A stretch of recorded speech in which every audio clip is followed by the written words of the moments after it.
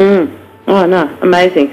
All right, well, how about we take a cruise and go and look at Joint Strike? So we'll just fly up here and hopefully won't hit myself on the thing like I have been doing. the blades from the helicopter are a little bit dangerous. Okay, over here. Now, this is just so dramatic, the way the jet is flying in here to the bridge. It's just incredible. Yeah, we certainly wanted, for this piece, a very structural, very almost sculptural piece. And it's, even though it's cut off, it's almost like de-resed at the edges, and it's connected to the auditorium itself. It had to stand alone as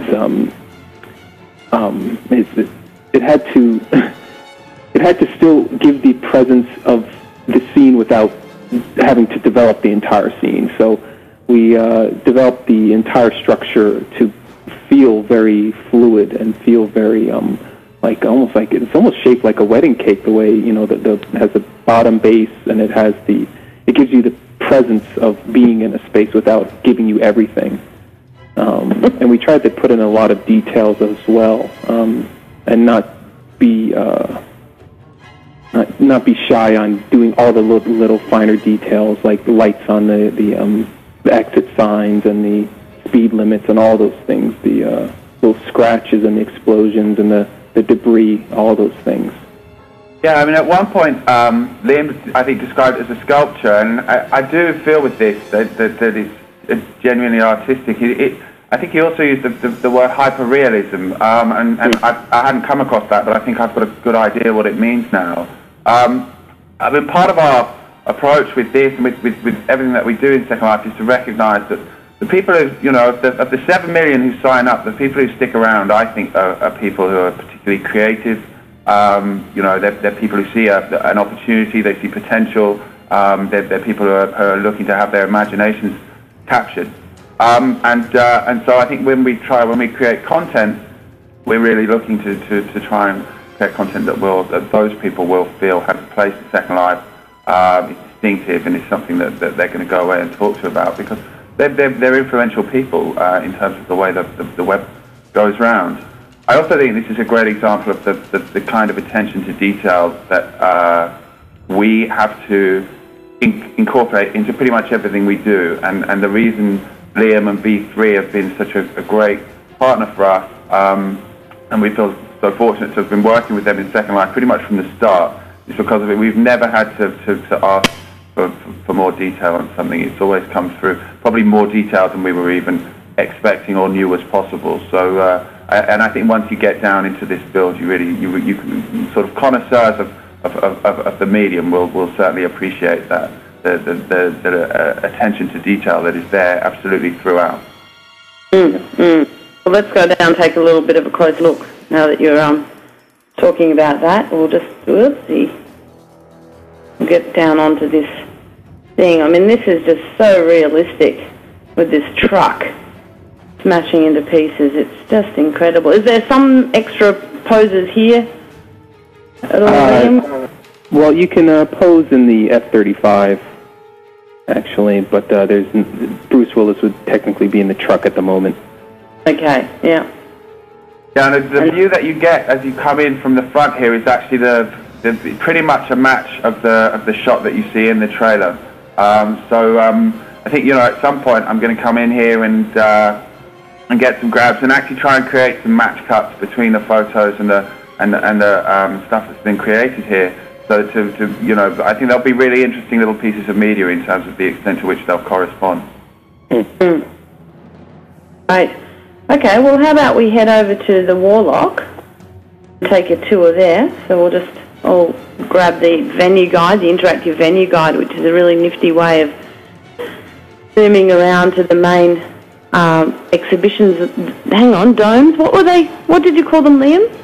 Expo domes. Expo dome. Coined by Danny. They were.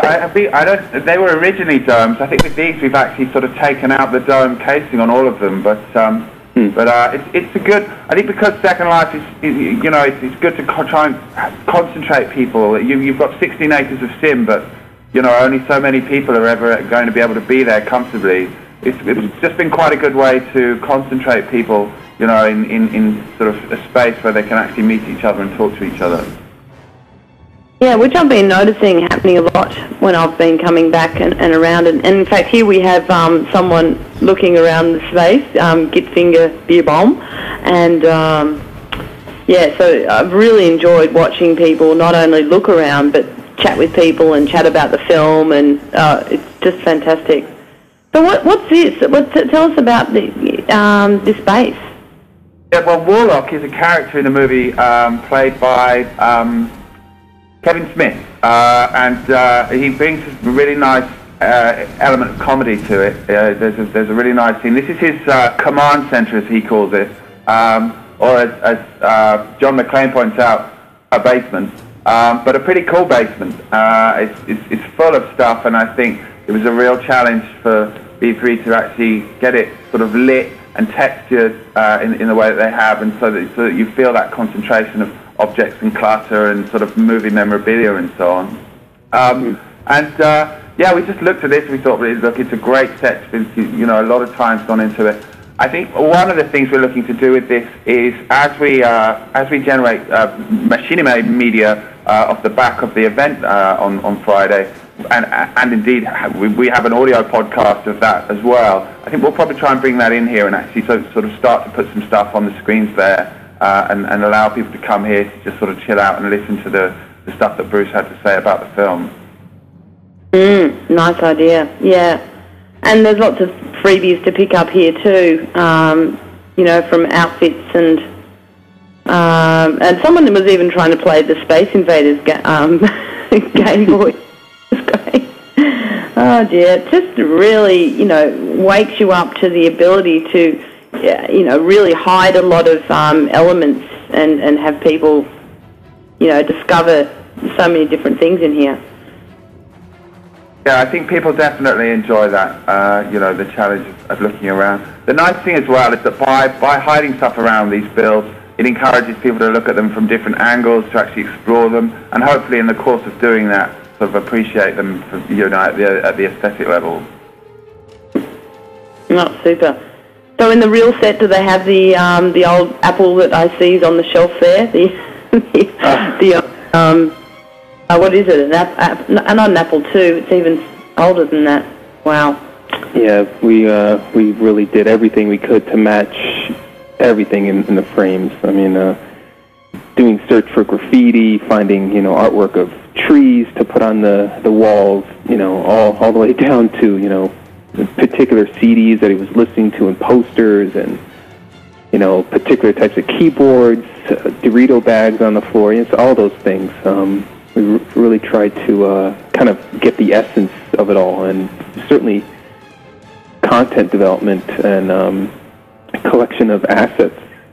It's a bit time-consuming, but it really makes for a unique experience, unlike what I've normally seen in Second Life, because everything is usually quite sparse. You know, you usually put the basic structures just to get the idea across.